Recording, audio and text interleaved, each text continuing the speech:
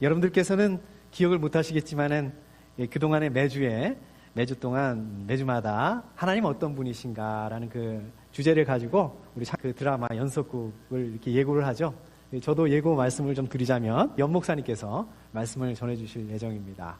그리고 이제 7월이 한 3주일 정도 남는데요. 그동안에는 예수님은 어떤 분이신가라는 그 주제를 가지고 또 말씀을 나누도록 이렇게 하겠습니다. 그리고 이제 그렇게 되면 그 다음에 8월 첫째 주가 되는데 아까 말씀 나눠드린 것처럼 그때는 이제 우리 수련회로 있을 예정입니다. 우리 지난번에 가보시니까 어떠셨어요? 거기 좀 시설이 굉장히 좋잖아요. 호텔처럼 이렇게 잘 이렇게 되어 있는데 또 올해도 또 이렇게 시간들 잘 조정하셔서 또 그 방도 우리 가족별로 이렇게 우선적으로 주신다고 하니까 이렇게 휴가 간다 생각하시고 같이 참여하시고 또 이렇게 쉬실 수 있는 그런 시간들이 됐으면 좋겠습니다. 특별히 그 김기현 목사님이라는 분께서 우리 그 세미나를 해주시는데 제목이 이러네요. 말씀 묵상이 쉬워지네. 이게 정확한 제목이네요. 예. 그래서 어떻게 성경을 좀 쉽게 우리가 접근을 할 수 있는가, 또 누구나 쉽게 성경을 묵상할 수 있는 방법들에 대해서 좀 그렇게 쓰신다고 합니다. 그래서 우리가 그 시간들을 통해서 순종하시는 그런 삶들을 감당하실 수 있기를 바랍니다. 자, 오늘 말씀으로 이제 돌아가셔서 창세기 12장에서 이제 아브라함 말씀이 시작이 되죠. 아브라함 저희가 다루지는 않았지만 같이 읽지는 않았지만 요 앞에 그러니까 창세기 23장에서는 이제 그 사라의 얘기가 나옵니다. 나이가 많이 들어서 노인이 되었다. 이제 이렇게 얘기를 하고 있습니다. 그리고 1절에 너무 좋아하는 그 말씀이 나옵니다. 뭐라고 되어 있습니까? 주님께서는 아브라함이 하는 일마다 복을 주셨다. 이런 말씀이 나와 있습니다. 좋아하시죠? 저도 좋아합니다. 이 말씀 좋아합니다. 아마 누구도 이런 말씀을 싫어하시는 분들이 없으실 것 같아요. 우리 기도 제목 중에 하나가 그거 아니겠어요? 제발 좀 복을 주십시오. 물론 우리가 뭐 미사여구나 이 말을 좀 이렇게 좀 멋있게 바꿔서 얘기했을 뿐이지 어떻습니까? 그 안을 보게 되면 내용이 그거예요. 복을 주세요. 이제 이런 내용의 그 기도들이 아닌가 이런 생각이 됩니다. 자, 그렇다면은 여기서 말씀하고 있는 이 복은 어떤 의미의 복일까요? 또 그 여러분들께서 하나님께 그 구하고 기도하는 이 복은 어떤 부분일까요? 당연히 솔직히 그렇습니다. 물질적인 복이죠. 재물이 좀 풍성하게 주실 수 있도록 우리의 그 필요들을 채워주실 수 있도록 또 건강을 주시도록 이런 것들이 당연합니다. 그리고 실제로 오늘 이 말씀에서도 보게 되면요, 여기서 이 복은 그 물질적인 복을 포함을 하고 있습니다. 자, 그렇다면 이 아브라함이 하는 일마다 복을 주셨다. 이 말씀이 어떤 의미일까요? 어떤 의미를 가지고 있을까요? 그리고 그 말을 왜 여기다 쓰셨냐는 얘기예요. 아까 말씀드렸잖아요. 24장 전체는 아브라함의 며느리감 구하는 얘기거든요. 그러니까 이삭의 아내 리브가를 구하는 얘기인데 그 말씀을 하면서 왜 이 얘기를 시작을 하셨냐는 거예요. 우리가 성경에 보면 근데 이렇게 비슷한 얘기들이 좀 많이 나옵니다. 자, 생각나시는 구절이 있으세요? 시편 1편, 그죠? 시편 1편 말씀이 있습니다. 시편 1편 3절 말씀을 보면 제가 한번 읽어보겠습니다. 그는 시냇가에 심은 나무가 철을 따라 열매를 맺으며 그 잎이 시들지 아니함 같으니 하는 일마다 잘 될 것이다. 여기 보면 나오죠. 하는 일마다 잘 될 것이다. 이런 말씀이 나옵니다. 또 6절에도 보게 되면 그렇다 의인의 길은 주님께서 인정하시지만 이런 말씀이 나옵니다. 이것도 같은 의미죠. 또 나옵니다. 우리 구약에서 나온 뿐만 아니라 신약에서도 또 나옵니다. 이런 말씀이 어디 나옵니까? 요한복음 많이 나오니까 요한복음 15장 말씀이 어떤 말씀이죠? 포도나무의 비유 얘기지 않습니까? 그렇죠?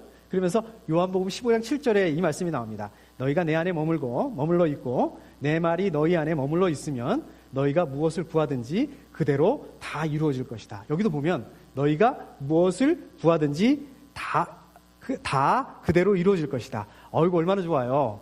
우리가 기도하는 것마다 구하는 것마다 다 이루어지실 거라고 약속하고 있어요. 누가 약속하고 있습니까? 예수님이 직접 약속하시고 계세요. 직접 말씀하시고 있어요. 얼마나 좋습니까? 얼마나 든든합니까? 그런데 여기에는 전제 조건이 있습니다. 전제 조건이 뭡니까? 그 앞절 부분에 너희가 내 안에 머물러 있고 내 말이 너희 안에 머물러 있으면 이게 전제 조건입니다.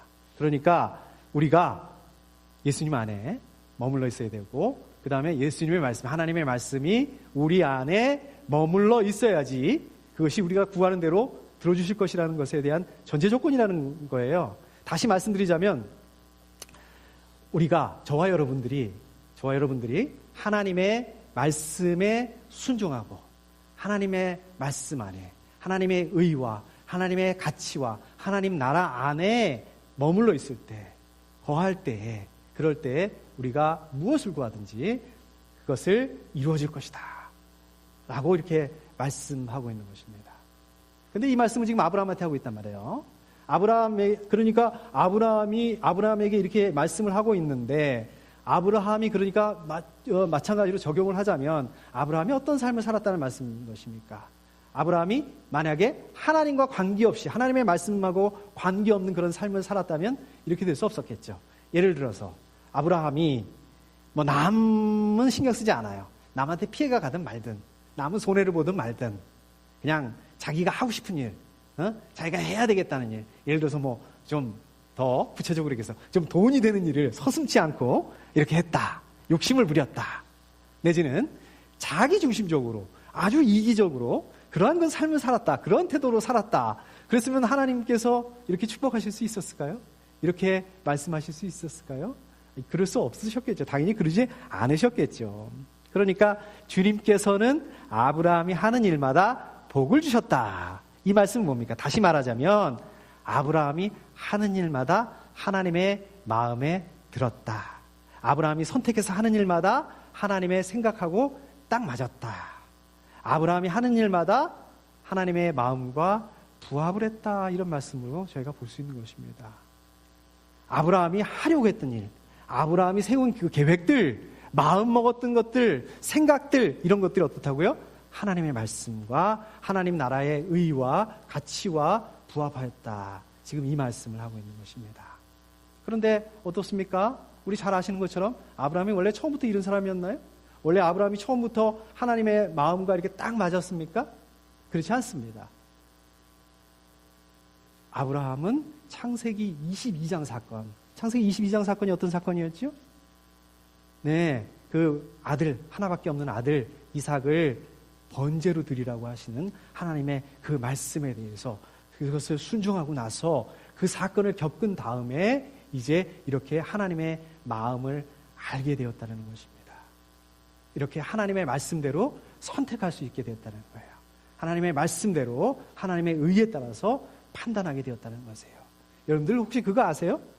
여러분들이나 저도 마찬가지고 우리가 참 작은 일이든지 큰 일이든지 매일매일 뭔가를 선택을 해야 됩니다. 매일매일 뭔가를 결정을 해야 됩니다. 예를 들자면 그래요. 오늘 점심을 뭘 먹지? 이것도 선택의 문제죠, 그죠? 오늘 점심을 어디 가서 먹지? 오늘 점심을 누구하고 먹지? 이런 것들이 다 선택해야 되는 그런 부분들입니다. 교회 오실 때도 오늘 어느 길을 위해서 교회를 가게 되지? 이것도 선택의 문제라는 거예요.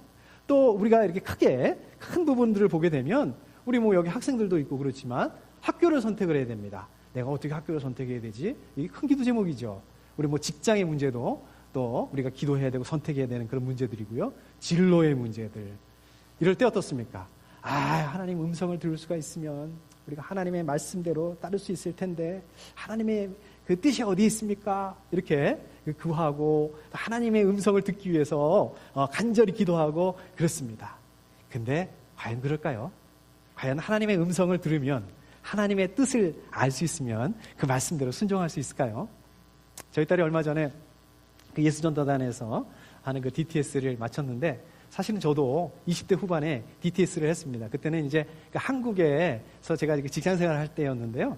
직장생활 하다 보니까 이제 직장인 DTS를 했습니다. 근데 DTS에서 지금도 그런지 모르겠는데 이 전반부에 보통 많이 집중적으로 하는 게 보통 말씀 묵상이나 중보기도 같은 것들을 많이 합니다. 말씀 묵상이나 이 중보기도 같은 것들을 통해서 하나님 음성 듣는 법 이제 이런 것들을 훈련하고 연습하는 그런 시간들을 많이 갖습니다. 근데 DTS에서 이렇게 하는 거는 그 요한복음 13절 말씀을 보게 되면 양들은 그의 목소리를 알아듣는다 이런 말씀이 있어요. 그래서 우리 그리스도인들이 하나님의 음성을 들어야 된다. 또 하나님의 마음을 알아야 된다. 그래야지만 우리가 하나님 그 말씀에 순종할 수 있다, 이제 그런 그 취지에서, 그런 의미에서 이것들을 열심히 합니다. 그래서 그냥 DTS 시작하면서 성경 말씀 열심히 읽고, 또 말씀 묵상도 열심히 하고, 또 그러면서 이 하나님의 음성을 듣기 위해서 노력을 많이 합니다. 근데 그때 제가 DTS를 할 때 제가 굉장히 젊은 편이었어요. 20대가 거의 없었습니다. 저하고 다른 사람 한 명 빼고는 다 이제 그 이상이었습니다. 이제 대부분이 40대, 50대, 60대 이제 이런 분들이 많이 계셨어요. 근데 이분들 중에는 이제 하나님의 말씀을 읽고 하나님의 말씀을 묵상하고 이제 이러면서 하나님의 음성을 들으려고 굉장히 연습들을 많이 하셨는데, 이제 그럼에도 불구하고 이게 안 된다는 거예요. 하나님의 음성이 안 들린다는 거예요. 모르겠다는 거예요. 아무리 말씀을 읽고 묵상을 해도 모르겠다는 거예요. 그래서 굉장히 안타까워하고 또 마음이 힘들어하고 어려워하고 이제 이런 분들을 많이 보게 됐습니다. 이제 그 DTS가 제가 했을 때 한 9개월 했어요. 9개월 하면서 한 5개월, 6개월 정도 지나면서 이제 나도 들었다. 나도 하나님의 음성 들었다. 이제 이렇게 기뻐하는 분들을 제가 많이 보게 됐습니다. 근데 사실 그때는 몰랐는데요. 제가 이제 그 나이쯤 이제 돼가고 보니까, 이게 하나님 음성을 들었다, 못 들었다. 그게 사실이냐 아니냐 이걸 떠나서 이 매일매일 말씀을 읽고 말씀을 묵상을 하고 하나님의 음성을 들으려고 이렇게 노력한다는 그 자체가 이게 쉬운 일이 아니더라고요. 그렇지 않습니까? 우리 집사님들도 많이 말씀하시지만 이 성경을 읽으려고 해도 이게 참 글씨가 잘 안 보인단 말이에요. 이거 어려워요, 사실은. 그게 참 이게 대단하다라는 생각들이 들어요. 근데 어떻습니까? 하나님의 음성이라는 게, 물론 하나님께서 누구누구야 이렇게 사람의 목소리를 통해서 말씀하실 수가 있어요. 우리 가운데 그러실 수 있는 분이십니다. 또 어떻습니까? 어떨 때는 꿈을 통해서 하나님의 뜻이 무엇인지, 하나님의 그 마음이 어떤 것인지 알려주시는 그런 경우들이 있습니다. 또는 우리의 양심을 통해서 말씀하시는 경우도 있어요. 또는 우리의 마음에 드는 그 생각들을 통해서, 또는 우리의 그 상황들을 통해서 말씀하실 수도 있습니다. 자, 그런데 우리 창세기에서 보게 되면, 아브라함에게서 보게 되면 하나님이 훨씬 디테일하게 말씀하세요. 훨씬 자세하게, 훨씬 아주 세밀하게 직접적으로 말씀하십니다. 그런데 그럼에도 불구하고 어떻습니까? 아브라함이 하나님의 말씀을 잘 알아들었음에도 불구하고 하나님의 말씀대로 하나님이 인도하시는데도 그렇게 따라갔나요? 예를 들어서 가나안까지 오는 거는 잘 따라왔죠. 근데 어떻습니까? 가나안에 가뭄이 들고 위기가 들게 되니까, 힘들게 되니까 그냥 말씀과 관계없이 이집트로 가버려요. 또 이집트로 간 것까지 좋은데 거기서 이거 잘못하면 죽겠다 그러니까 어떻습니까? 또 자기 아내 사라를 그냥 팔아버립니다. 팔아먹어요. 그리고 또 어떻습니까? 하나님께서 아들을 주신다고 하셨는데 이거 못 믿겠거든요. 아무 생각에도 아니거든요. 그러니까 이건가 보다 하고 자기 생각에 맞춰서 하갈을 통해서 이스마엘을 낳게 됩니다. 저는 이 아브라함이 그 실수 중에서 가장 하이라이트라고 생각하는 게 이제 이 부분인데요. 하나님 오셔서 그렇게 얘기하시잖아요. 내년 이맘때쯤, 디테일하게 이렇게 그것까지 주시잖아요. 내년 이맘때쯤 너 아들이 있을 거야. 아들을 줄 거야. 이렇게 얘기했는데도 어떻습니까? 그럼에도 불구하고 또 상황 논리에 밀려서 아비멜렉한테 저기 아내를 또 누이라고 해서 팔아먹잖아요. 어떻게 한 번은 실수할 수 있지만 두 번까지 그렇게 할 수 있어. 하여튼 이렇게 됩니다. 그러니까 아브라함이 이렇게 실수를 했던 것은 하나님의 뜻을 몰라서, 하나님의 음성을 못 들었기 때문에 그게 아니라는 거죠. 상황 논리에 밀려서 상황을 바라보다가 이러한 그 연약한 결정들을 하게 된 것입니다. 그러던 아브라함이 아까도 말씀드렸던 것처럼 창세기 22장 사건을 통해서 이제 그 22장에서 어렵게 얻은 그 아들 이삭을 이 바치라는 하나님의 말씀에 이 순종하는 시간들을 통해서, 이게 얼마나 어려웠겠습니까? 상상이나 가세요. 말이 안 되는 거죠. 그런데 이 시간들을 통해서 비로소 이제 아브라함이 하나님의 마음과 합하게 되었다는 것입니다. 바로 이겁니다. 우리가 하나님의 음성을 듣는다는 것은 바로 이렇게 때로는 어려운 시간들을 지나서 이 어려운 시간들을 통해서 우리가 하나님께 위탁하는, 또 하나님과 마음을 합하게 될 수도 있다는 것입니다. 그래서 여러분들 혹시 그동안에 이런 분들 있을 겁니다. 하나님의 말씀에서 순종해서 살았어요. 그랬더니 하나님의 말씀에 순종하느라고 내가 원하지 않았지만 그래도 하나님의 말씀에 순종해야지 하면서 포기하고 또 포기하고 더 이상 포기할 수 없는 거기까지 갔는데 하나님께서 그것까지 포기해야 돼. 이것까지 포기해야 되는 그런 상황으로 몰아가게 되었을 때 얼마나 어렵습니까? 얼마나 힘듭니까? 얼마나 고통스럽습니까? 그런데요, 이게 고통이 아닐 수 있다는 것입니다. 이게 뒤집어 보면은요, 이게 축복이 될 수 있다는 것입니다. 오히려 이 시간들을 통해서 하나님을 이제 진짜로 만날 수 있는 시간이 될 수 있다는 거예요. 오히려 이 시간들을 통해서 하나님 제대로 만날 수 있는 그런 시간들이 될 수 있다는 거예요. 오히려 이 시간들을 통해서 이제는 하나님의 음성을 들을 수 있는, 더 이상 흔들리지 않는 그런 시간들이 될 수 있다는 거예요.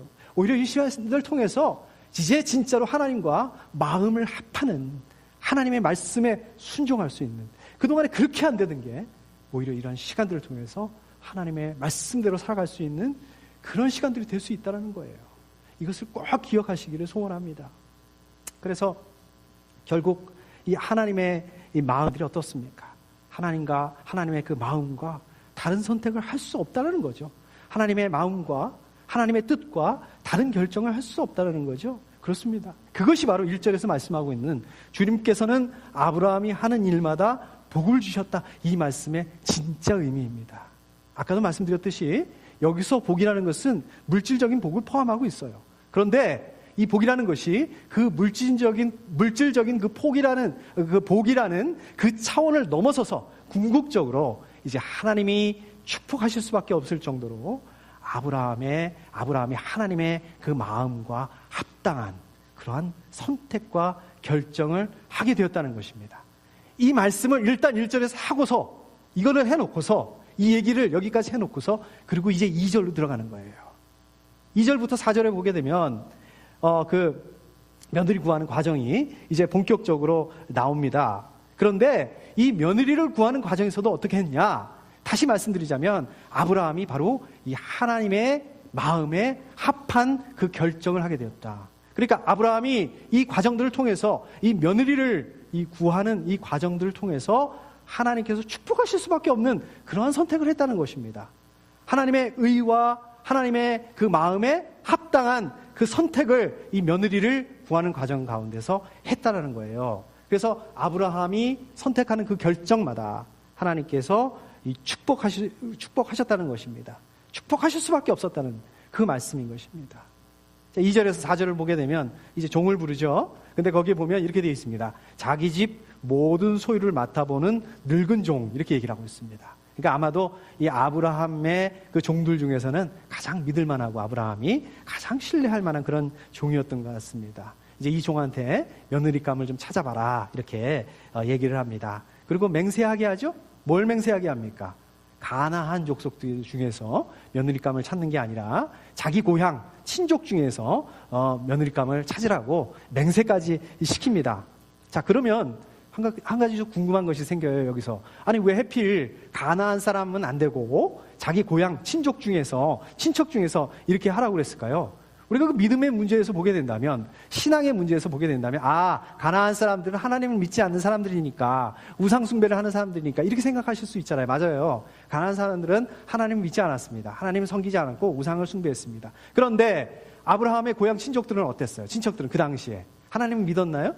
아니에요. 이 사람들도 우상 숭배를 했단 말이에요. 아브라함도 그렇게 살았었잖아요. 그래서 하나님께서 아브라함을 꺼내낸 거 아니겠습니까? 하나님의 말씀과 관계없이 하나님 그 아브라함의 고향 사람들도 아브라함의 친척들도 관계없이 그렇게 살았어요. 그런데 왜 이렇게까지 했느냐? 아브라함이 왜 굳이 가나안 사람들을 찾지 말고 멀리 거기까지 가서 친족까지 가서 고향까지 가서 거기서 며느리감으로 찾아와야 오라고 이렇게 했느냐는 거예요. 맹세까지 시켰느냐는 거예요.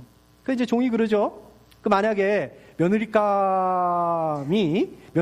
되실 분이 자기는 가나안으로 안 오겠다, 내지는 이삭이 그쪽으로 가야 될 그런 상황이 되면 어떻게 해야 됩니까? 이제 이렇게 물어보니까 6절에서 그러죠. 절대로 나의 아들을 그리로 데려가지 말아라, 이렇게 단호하게 얘기를 합니다.